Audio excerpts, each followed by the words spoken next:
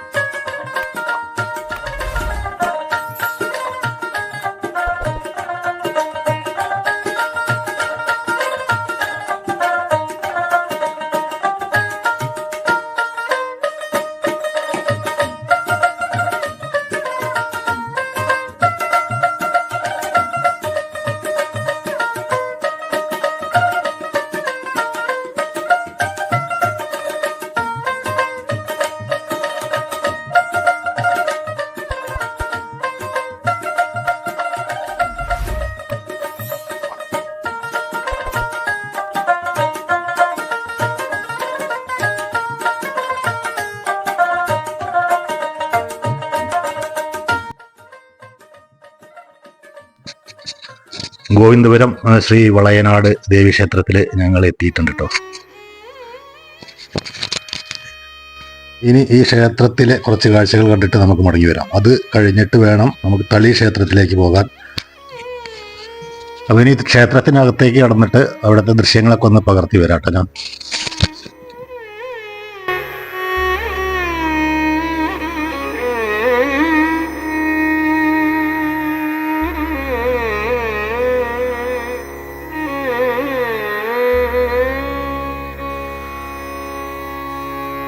കരുണ ചെയ്വാൻ എന്തു താമസം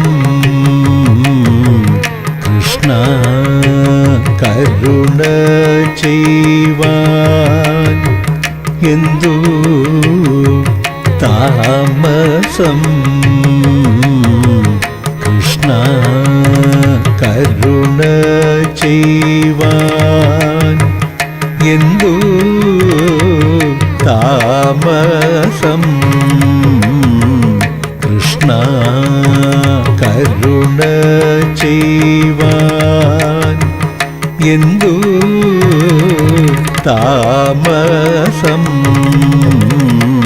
കൃഷ്ണ, കരുണ ചെയ്വാൻ എന്തു താമസം.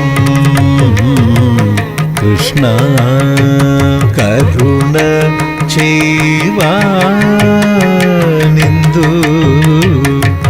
താമസം കൃഷ്ണ കരുണ ചെയ്വാനെന്തു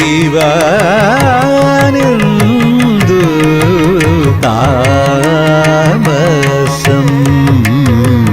കൃഷ്ണ കഴലീണ കൈ തൊഴുന്നേ കൃഷ്ണ കരുണ ചെയ്വാനെന്തു താമസം കൃഷ്ണ കഴലീണ കൈ തൊഴുന്നേ കൃഷ്ണ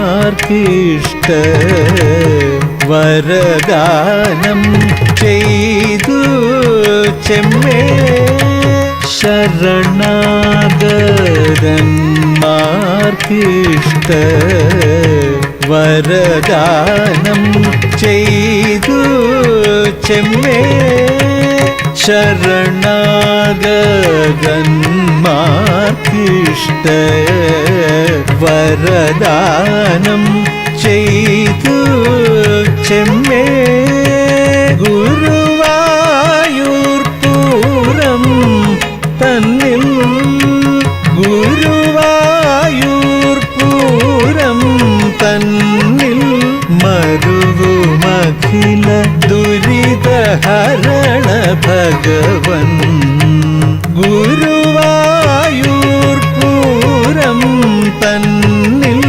മരുവുമഖില ദുരിതഹരണ ഭഗവൻ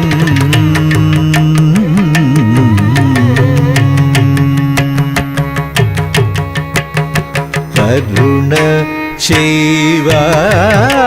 ചെയ്വാനെന്തു താമസം കൃഷ്ണ കഴലീണ കൈ തൊഴുന്നേ കൃഷ്ണ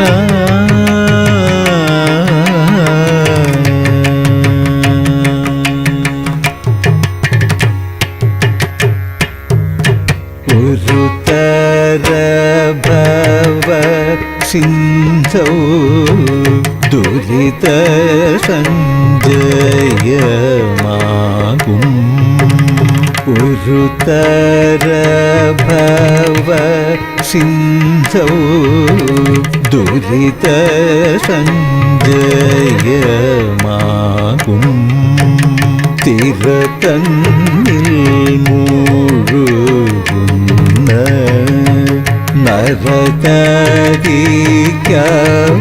നരകാരിക്കവലംബം തിരതന്നിൽ മൂഴുകുന്ന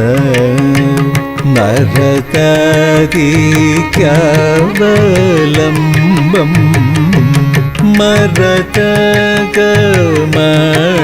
മരതകമണിവർണ്ണൻ ഹരി തന്നെ എന്നും തവ മരതകമണിവർണ്ണൻ ഹരി തന്നെ എന്നും തവ. ഇവിടെ നിങ്ങളെ കോഴിക്കോട്ടേക്ക് ക്ഷണിച്ച സുഹൃത്താണ്. അവിടെ ആ കറുത്ത ഷർട്ട് ഇട്ട് നിൽക്കുന്നത്. അദ്ദേഹത്തിന്റെ ഭാര്യ അപ്പുറത്ത് നിൽക്കുന്നുണ്ട്. അവരാണ് ഞങ്ങൾക്ക് ഈ കോഴിക്കോട് സിറ്റിയിലെ പ്രധാന കാര്യസ്ഥലങ്ങളെല്ലാം കാണിക്കാമെന്ന് പറഞ്ഞിട്ട് അങ്ങോട്ട് ക്ഷണിച്ചിട്ടുള്ളത്. അപ്പൊ ഇവരുടെ കൂടെയാണ് ഞങ്ങൾ യാത്ര ചെയ്യുന്നത്. ഇദ്ദേഹത്തിന്റെ ജ്യേഷ്ഠനുണ്ട്. ജ്യേഷ്ഠൻ എത്തിയിട്ടില്ല. ജ്യേഷ്ഠൻ കുറച്ചുകൂടെ കഴിഞ്ഞാൽ അവിടെ എത്താം എന്ന് പറഞ്ഞിട്ടുണ്ട്. അപ്പൊ അവര് രണ്ടുപേരും ഞങ്ങളുടെ കൂടെ ഉണ്ടായിരിക്കും. അവരുടെ ഫാമിലിയും ഞങ്ങളുടെ കൂടെ ഉണ്ടായിരിക്കും. അപ്പൊ ഇവിടെ തളി ക്ഷേത്രത്തിൽ എത്തിയിട്ടോ. ഇതാണ് തളി ക്ഷേത്രം. ഇവിടെ വീഡിയോ എടുക്കാനുള്ള അനുവാദം കിട്ടില്ല. ഉള്ളില് വീഡിയോ എടുക്കാൻ പറ്റില്ല എന്ന് അവർ പറഞ്ഞു. അതുകൊണ്ട് പുറത്തുള്ള കുറച്ച് കാഴ്ചകൾ ഞാൻ ചിത്രീകരിച്ചിട്ടുണ്ട്. അത് നമുക്ക് കണ്ടിട്ട് മടങ്ങി പോകാം.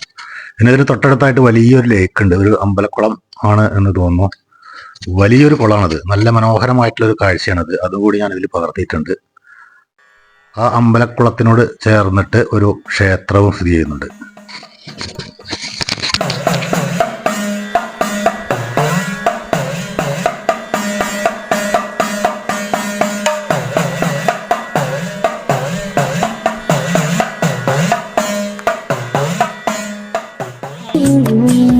കഴിച്ചിട്ടില്ല. സമയം ഏകദേശം 10:30 കാണും.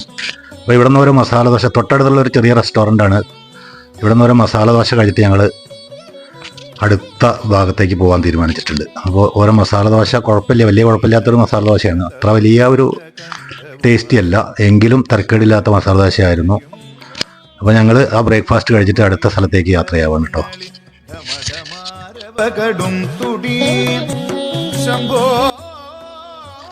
അപ്പോൾ അടുത്ത ലക്ഷ്യം ബേപ്പൂർ ഹാർബറാണ് കേട്ടോ. ഒരു തുറമുഖത്തിനകത്തേക്ക് ഞങ്ങൾ ആദ്യമായിട്ടാണ് പോകുന്നത്. അനുവാദം വാങ്ങിത്തരാമെന്ന് ഇവർ ഏറ്റിട്ടുണ്ട്. ഇവിടെ നിന്ന് എന്തൊക്കെയോ അനുവാദങ്ങളൊക്കെ കിട്ടിയതിന് ശേഷം മാത്രമാണ് അതിൻ്റെ ഉള്ളിലേക്ക് കടക്കാനുള്ള അനുമതി കിട്ടുകയുള്ളൂ. അപ്പോൾ അത് അവർ നമ്മുടെ കൂടെ ഉള്ള കോഴിക്കോട്ടുകാർ റെഡിയാക്കി വെച്ചിട്ടുണ്ട്.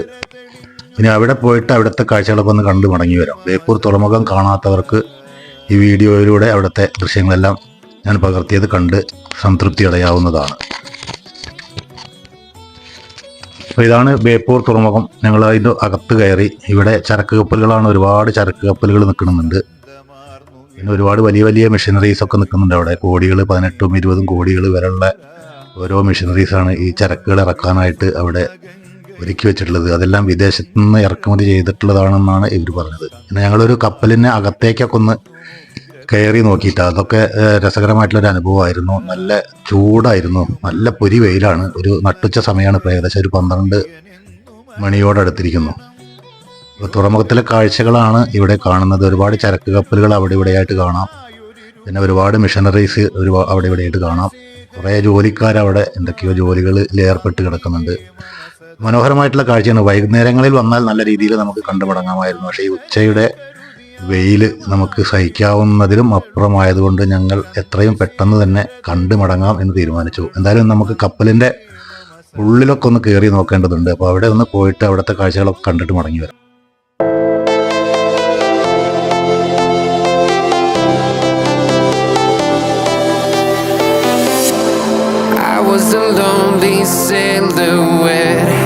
Needed somebody to show the way.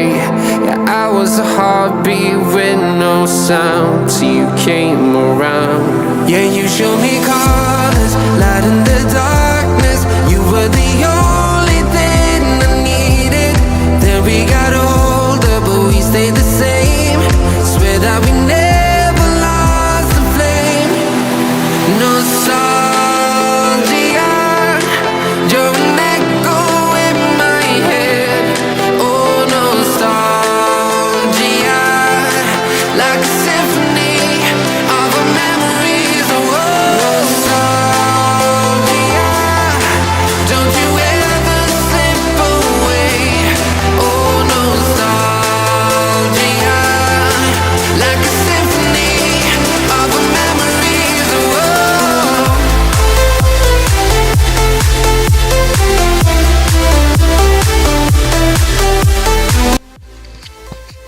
ഇതുപോലുള്ള യന്ത്രങ്ങളാണ് ഇവിടെ ചരക്ക് ഇറക്കാനും കയറ്റാനും ഒക്കെ ആയിട്ട് സ്ഥാപിച്ചിട്ടുള്ളത്. ഒരുപാട് വിലയുള്ള യന്ത്രങ്ങളാണിത്. 16 കോടി 17 കോടിയൊക്കെയാണ് അത്ര ഈ യന്ത്രങ്ങൾക്ക് വില. ഇതെല്ലാം വിദേശത്തു നിന്ന് ഇറക്കുമതി ചെയ്തതാണ് എന്നാണ് അവർ പറഞ്ഞത്. ഇതുപോലെ ഒരുപാടെണ്ണം ഉണ്ട് അവിടെ. രസകരമായിട്ടുള്ള കാഴ്ചയാണ്, അത്ഭുതകരമായിട്ടുള്ള കാഴ്ചയാണ്. ഇതിൻ്റെ അടുത്ത് നിന്ന് നോക്കിക്കഴിഞ്ഞാൽ നമുക്ക് വളരെ അത്ഭുതകരമായിട്ട് തോന്നും ഇതിൻ്റെ നിർമ്മിതി. Light in the darkness, you were the only thing I needed. Then we got older, but we stayed the same. Swear that we never lost the flame. No, nostalgia, you're an echo in my head. Oh, nostalgia, like a symphony of our memories. Oh, nostalgia, don't you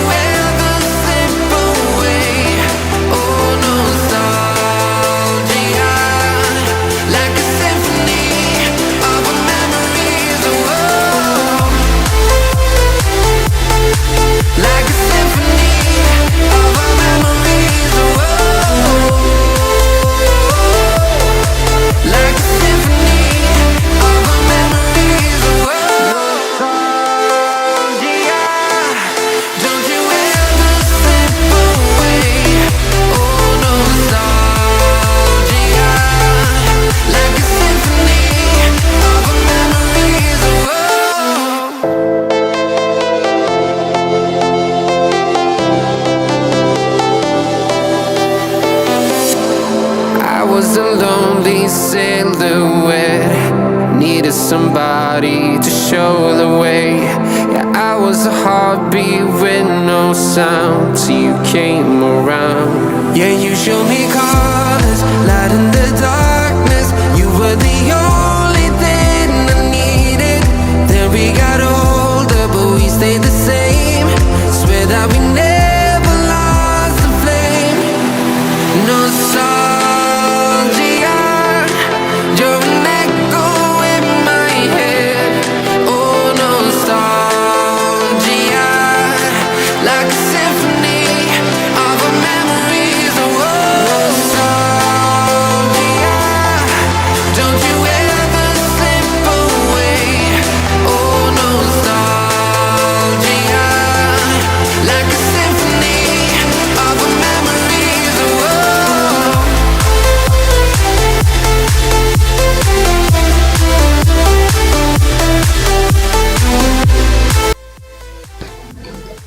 അപ്പോൾ അടുത്ത യാത്ര ഇനി പുളിമൂട് ബീച്ചിലേക്കാണ്. അധികം ദൂരമില്ല, കുറച്ച് ദൂരമായുള്ളൂ. നമ്മുടെ ബേപ്പൂർ പെട്ട ഒരു സ്ഥലം തന്നെയാണിത്. നല്ലൊരു ബീച്ചാണ് കേട്ടോ. തീർച്ചയായിട്ടും കാണാത്തവരുണ്ടെങ്കിൽ ഈ ബേപ്പൂർ ബീച്ചിൽ വന്നിട്ട്, ഈ പുളിമൂട് ബീച്ചിൽ വന്നിട്ട് ഇവിടുത്തെ കാഴ്ചകൾ കണ്ടിട്ട് ആസ്വദിച്ചിട്ട് തിരിച്ചു പോകണമെന്ന് ഞാൻ അഭ്യർത്ഥിക്കുന്നു. അത്ര രസകരമായിട്ടൊരു ബീച്ചാണത്. അപ്പോൾ അവിടുത്തെ കുറച്ച് കാഴ്ചകൾ കൂടി കണ്ടിട്ട് നമുക്ക് മടങ്ങി വരാം. ഒരു ഭാഗത്ത് കടൽ, അതിന് ഇടയിലൂടെ ഒരു 1.5 കിലോമീറ്ററോളം ദൂരം വരുന്നൊരു പാലം. ആ പാലത്തിലൂടെ നടന്നിട്ട് നമുക്ക് ഇവിടുത്തെ കാഴ്ചകൾ കാണാം. രസകരമായിട്ടുള്ളൊരു അനുഭവമാണ് കേട്ടോ. തീർച്ചയായിട്ടും കാണാത്തവരുണ്ടെങ്കിൽ ഈ പുളിമൂട് ബീച്ചിൽ വന്നിട്ട് കുടുംബസമേതം വന്നിട്ട് ഇവിടുത്തെ കാഴ്ചകൾ കണ്ട് ആസ്വദിച്ച് പോകണം എന്ന് ഞാൻ ഒരിക്കൽ കൂടി എല്ലാ സുഹൃത്തുക്കളോടും അഭ്യർത്ഥിക്കുന്നു. അപ്പം നമുക്ക് ഈ ബീച്ചിലെ കാഴ്ചകളെല്ലാം കണ്ടിട്ട് മടങ്ങി വരാം.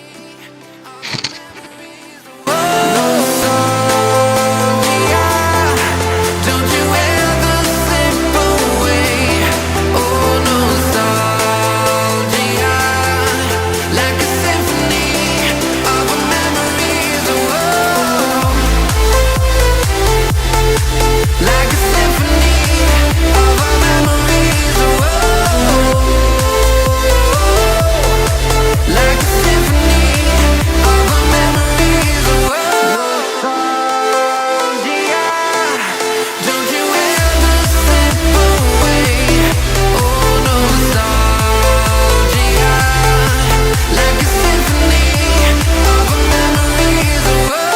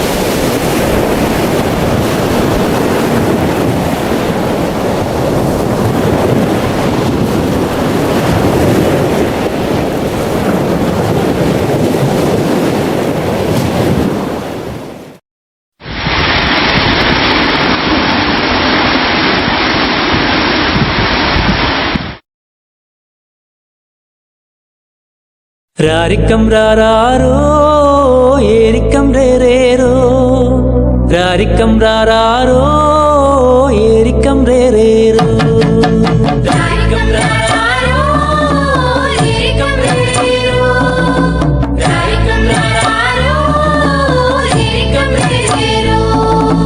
മഴ പെയ്യുമ്പോഴേ നമ്മുടെ കുഞ്ഞുങ്ങളെങ്ങനടി, ഇടിവെട്ടുമ്പോഴേ നമ്മുടെ കുഞ്ഞുങ്ങളെങ്ങനടി.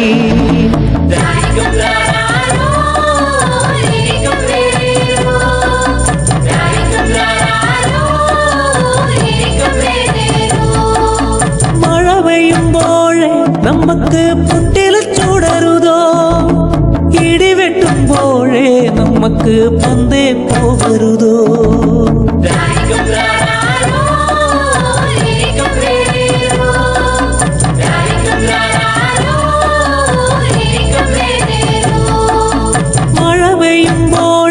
നമ്മുടെ മടമുറിയൂലേ, മടമുറിഞ്ഞാലും നമ്മുടെ വിളമുടിയൂലേ.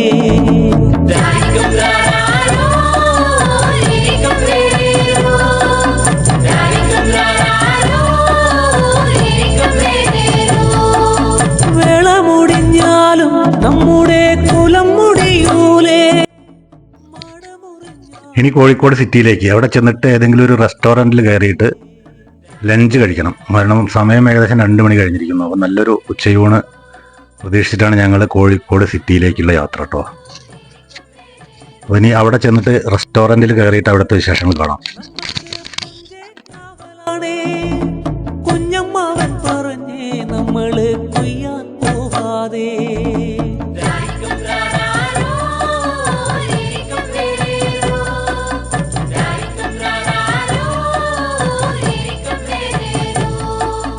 പാതിര കോഴികൂവും നേരത്ത് മാടത്തിൽ നിന്നിറങ്ങി, പാതിര കോഴികൂവും നേരത്ത് മാടത്തിൽ ചെല്ലാതെ.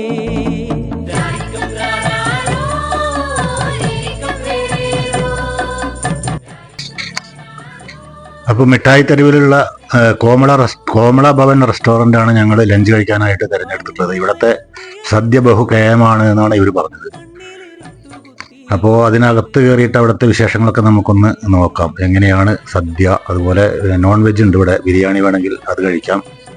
എല്ലാ തരം ഫുഡും കിട്ടുന്ന ഒരു ഹോട്ടലാണ് കേട്ടോ.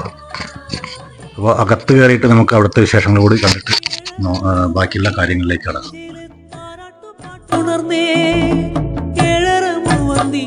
നെഞ്ചില് താരാട്ടു പാട്ടുണർന്നേ.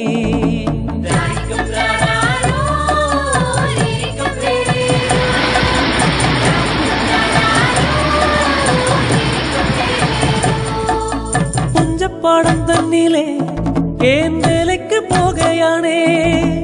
എന്നാണ് എന്റെ ദൈവങ്ങളെ എന്റെ കട്ടത മാറണത്. പുഞ്ചപ്പാടം തന്നിലെ ഏന്തേലേക്ക് പോകുകയാണേ.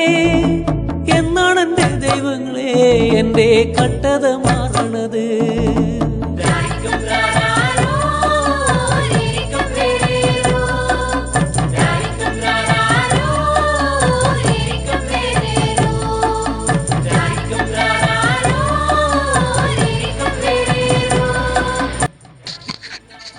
വിജയ് പി നായർ കോഴിക്കോടാണ് ഇവരെ ഇവിടെ. ഇദ്ദേഹത്തിൻ്റെ ക്ഷണം സ്വീകരിച്ചിട്ടാണ് ഞങ്ങളവിടെ കോഴിക്കോട് വന്നിട്ടുള്ളത്. അപ്പോൾ അദ്ദേഹത്തിൻ്റെ നിർദ്ദേശപ്രകാരമാണ് ഞങ്ങൾ എല്ലാ യാത്രയും സെറ്റ് ചെയ്തിട്ടുള്ളത്. അപ്പോൾ ഇനി നമുക്ക് ഊണ് കഴിച്ചിട്ട് മറ്റുള്ള വിശേഷങ്ങളിലേക്ക് കടക്കാം.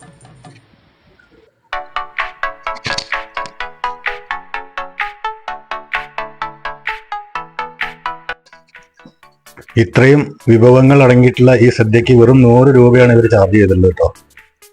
ഇതുകൂടാതെ ഇതിൻ്റെ ഒപ്പം പായസം വേറെ ഉണ്ട്, ഒരു സേമിയ പായസം കൂടെ തരുന്നുണ്ട്.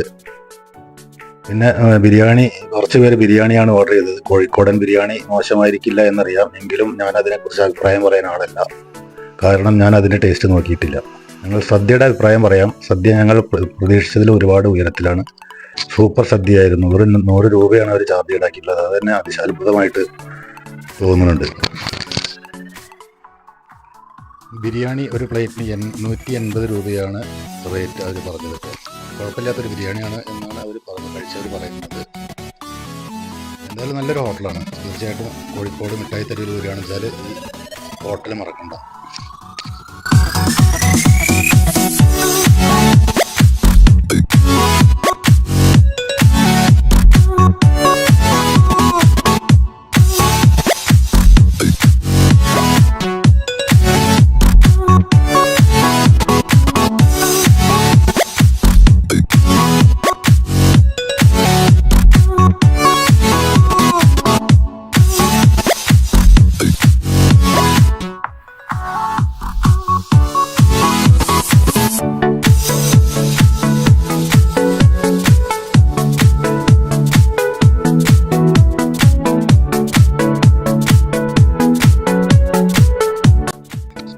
ഇനി കുറച്ചു നേരം മിഠായി തെരുവിലൂടെ ഒരു കറക്കം. ഇതാണ് മിഠായി തെരുവ്. പക്ഷേ മിഠായി തെരുവ് എന്ന പേര് മാത്രമേ ഉള്ളൂ കേട്ടോ. ഒരുപാട് മിഠായി കടകളൊന്നും ഇവിടെ ഇല്ല. ഇവിടെ കിട്ടാത്ത ഒരു സാധനമില്ല എന്ന് വേണമെങ്കിൽ പറയാം. ഒരുപാട് തിരക്കേറിയ ഒരു സ്ട്രീറ്റാണിത്. സൂക്ഷിച്ച് നടക്കണം.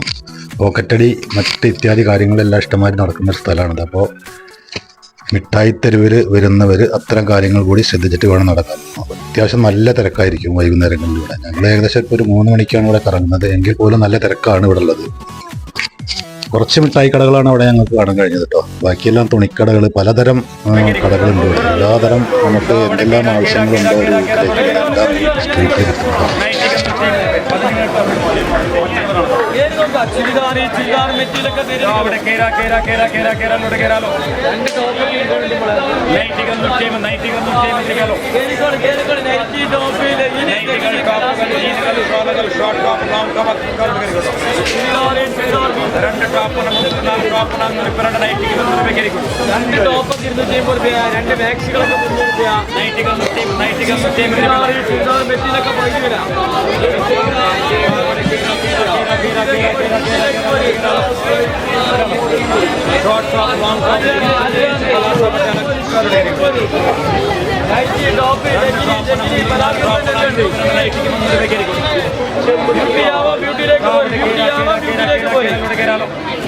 ബ്യൂട്ടി ആവാം, ബ്യൂട്ടിയിലേക്ക് പോയി 2 ടോപ്പൊക്കെ 250 രൂപ, 2 മാക്സികളൊക്കെ 300 രൂപ.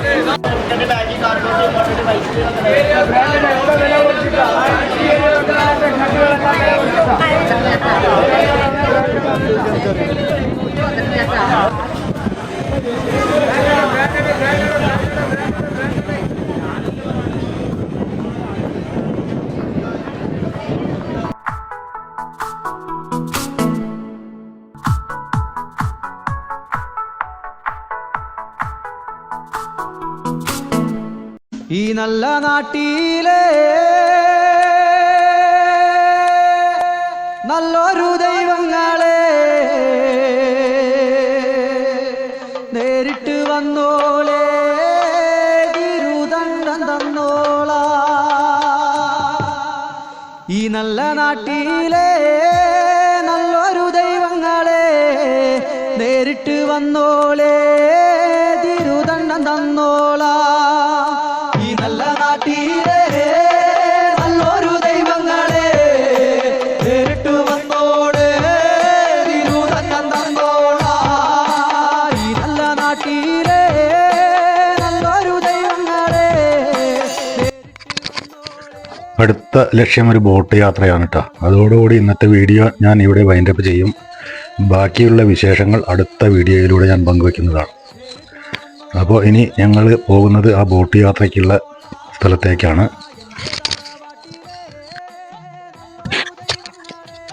ഒളപ്പറ എന്നാണ് ആ സ്ഥലത്തിൻ്റെ പേരിട്ടാ. അവിടെ അകാലപ്പുഴയിലേക്കാണ് ഞങ്ങൾ ബോട്ട് യാത്രയ്ക്കായിട്ട് പോകുന്നത്.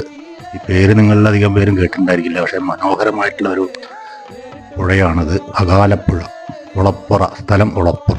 അപ്പോൾ നമുക്ക് അവിടെ ചെന്നിട്ട് അവിടുത്തെ ബോട്ട് യാത്ര കണ്ട് മടങ്ങി വീഡിയോ വൈൻഡപ്പ് ചെയ്യാം എന്ന് വിചാരിക്കുന്നു.